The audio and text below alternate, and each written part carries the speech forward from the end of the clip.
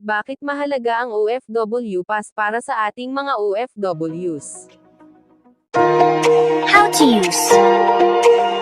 I-download ang DMW mobile app. Pagbukas ng app, i-click ang login at i-type ang e-registration account details. Kapag nakatanggap ng ganitong mensahe, i-click ang register. Mag-register gamit ang mobile number at i-click ang next. Hintayin ang OTP o one-time PIN na matatanggap sa mobile number. I-enter ang OTP na matatanggap sa registered mobile number. Click Submit. Kapag nakita ang success na message sa screen, i-click ang OK. Ang susunod na makikita ay ang Data Privacy Policy. Hinihikayat na ito ay basahin at unawain. Pagkatapos, i-click ang Accept. Matapos mag-register o mag-login, maaari nang mag-apply ng OFW Pass. Ang unang step ay ang passport verification.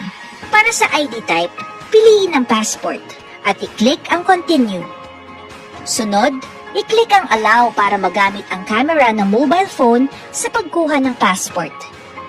I-click ang Continue. Ihanda ang passport. Click Continue. I-scan o kunan ang passport.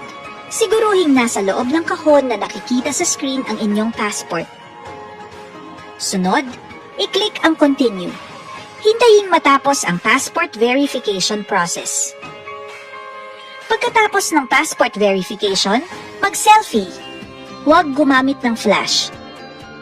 Siguruhin din na nasa loob ng bilog ang buong mukha at malinaw ang inyong picture. Sunod na makakakita ng check kapag maayos na nakunan ang inyong picture.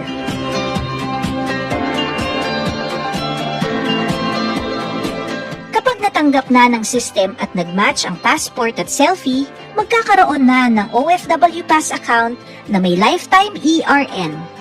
Para makita ito, i-click ang View OFW Pass.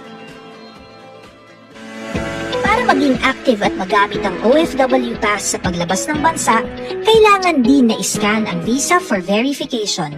Maaari itong magawa sa dalawang paraan. Una, sa pamamagitan ng pop-up notification na lalabas sa OFW page matapos gumawa ng OFW Pass account. Para naman sa matagal nang may account ngunit wala pang inilalagay na visa sa DMW mobile app, maaaring pumunta sa requirements page ng app at i-click ang visa.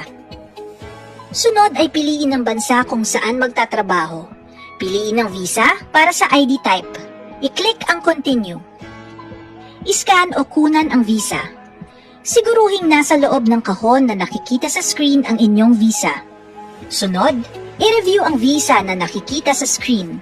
Siguruhing malinaw at nababasa ang mga detalye nito. Sunod, i-click ang Continue.